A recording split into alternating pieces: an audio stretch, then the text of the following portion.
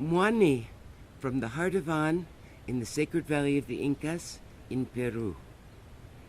Today we're going to show you the 1111 mudras as well as the new Heart of An mudra.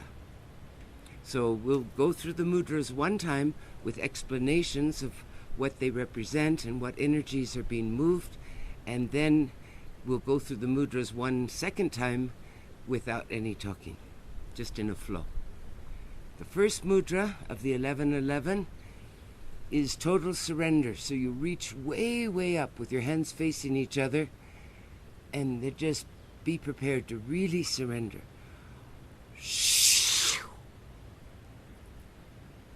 The second mudra is the one heart. And with the second mudra, you put your hands in prayer position and you push them really hard together. And in between your fingers comes out all the distortions of love. Any feelings that there isn't enough love on this planet for you, any hearts, broken hearts you've received, or broken hearts that you've caused, anything that's not pure true love goes out between your fingers. So the only thing that remains is the purest essence of true love. And now we're going to take that pure essence of true love and we're going to really stretch it out. Not just stretching out the hands, but stretching out pure true love.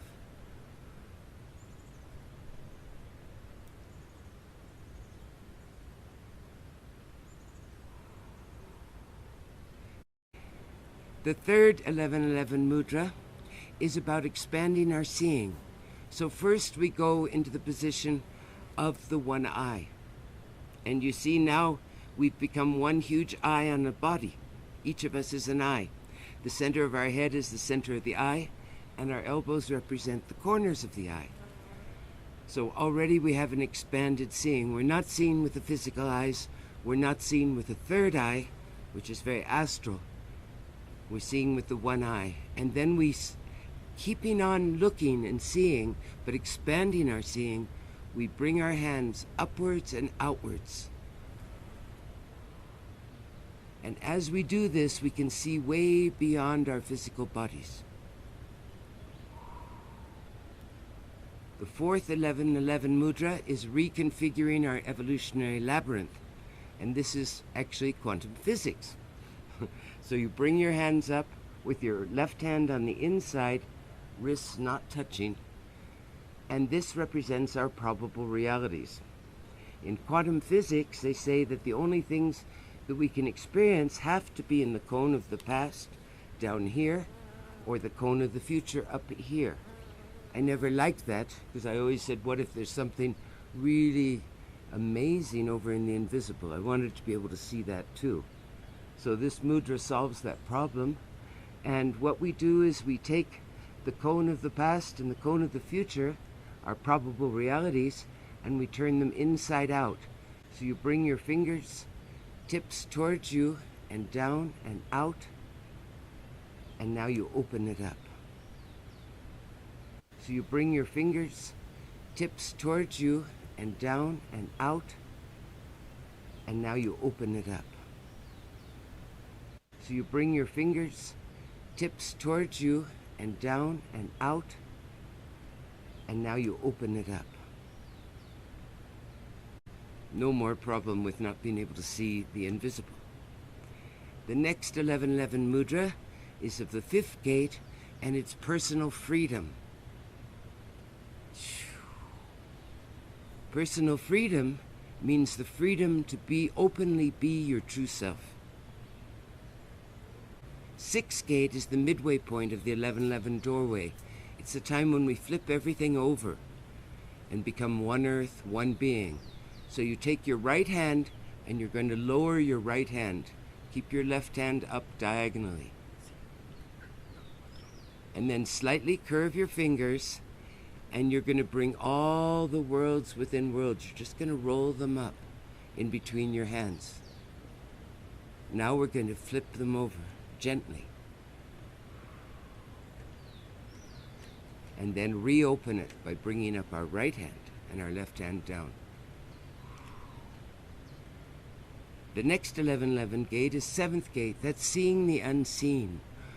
It's seeing what is in the here and now, seeing the new reality on the physical.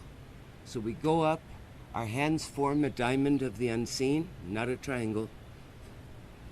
And at this point, we're going to close our eyes for the first time in the mudras.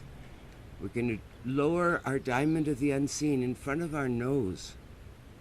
And then you open your eyes and expand your ability to see the unseen. 8th gate mudra is the longest one. That was true love to the core. So you're going to take your left hand and form it into a cup. In the left hand, you're going to put everything, all your wildest dreams for yourself. Not for the planet, not for other people, not for the dolphins. Just put what you personally most want in your life. And not your small dreams, your wildest dreams. The dreams that sometimes we don't even dare to dream.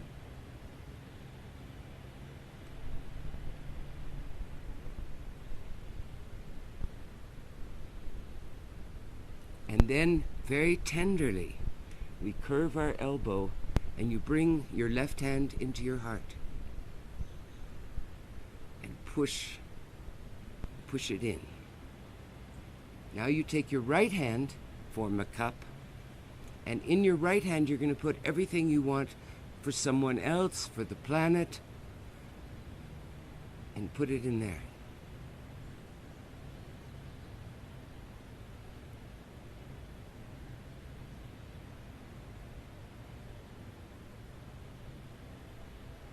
And with great compassion, you're going to slowly bring it into your heart.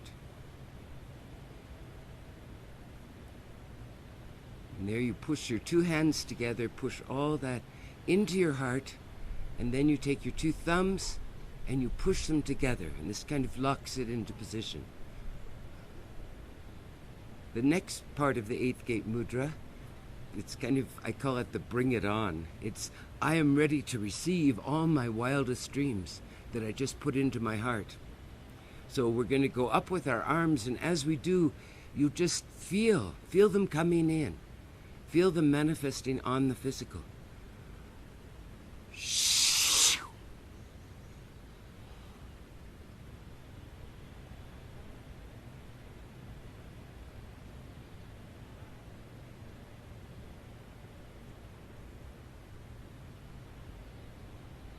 As we do this, you just allow yourself to receive what you most want. It's coming in now. And then with great gratitude and tenderness, we're going to bring this into our heart like an embrace.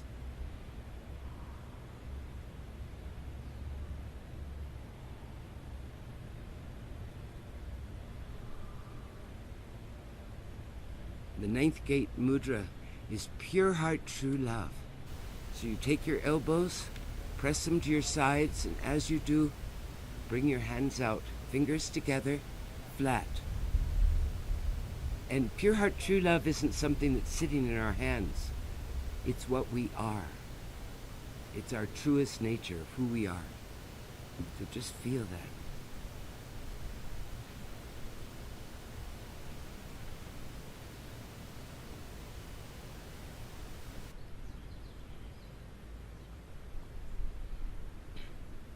Now we're going to strengthen the resonance of trueness and call forth all the true ones in all the worlds within worlds, because this is really needed at this time. So we're going to stretch our hands out to the side, and as we do, we're calling forth the true ones to emerge.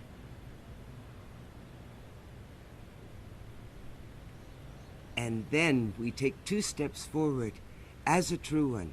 Here I am.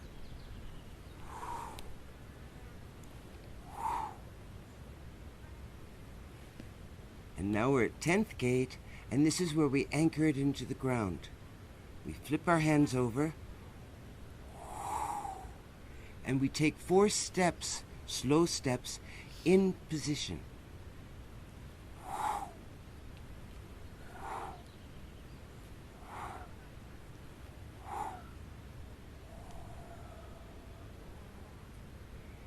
The next mudra is the 11-11 reset. where we send off our crystal arrows. Our crystal arrows are our true purpose. And it's time now that we all send forth our crystal arrows. So first we go up and we see a hollow tube in our hands, and we bring this hollow tube all around our body. So our body's inside of the hollow tube. And today we're going to send forth 3 crystal arrows. You can do any number that you're called to do. And these are our true purpose. Why we are here at this time on this planet.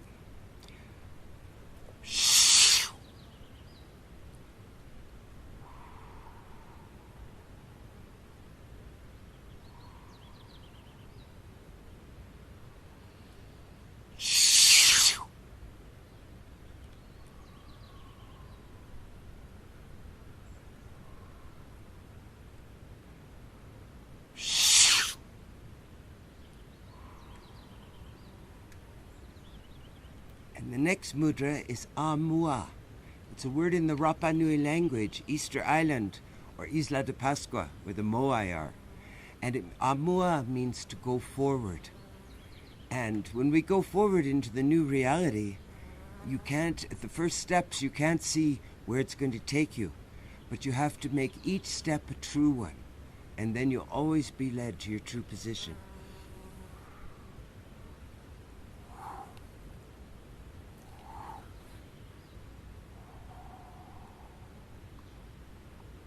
And we're in the position of being poised over the abyss, ready to fly into the unknown.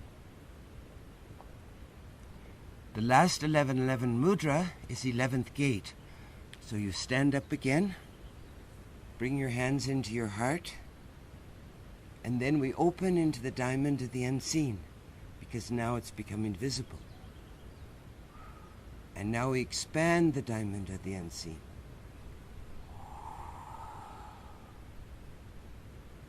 Then we flip over our hands and go into the position of the jewels in the crown.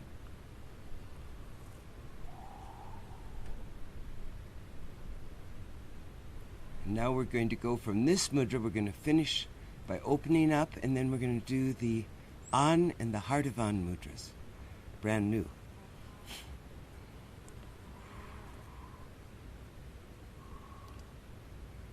And this position is, here I am, with all of me, the good, the bad, the whole spectrum of who I am.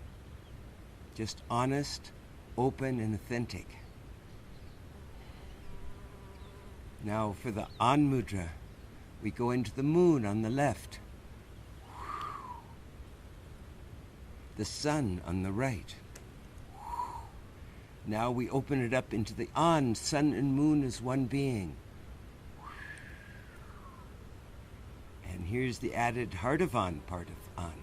We come in lightly, touch our heart with our fingertips, and then we're going to send the energy of the new reality of An all over the world.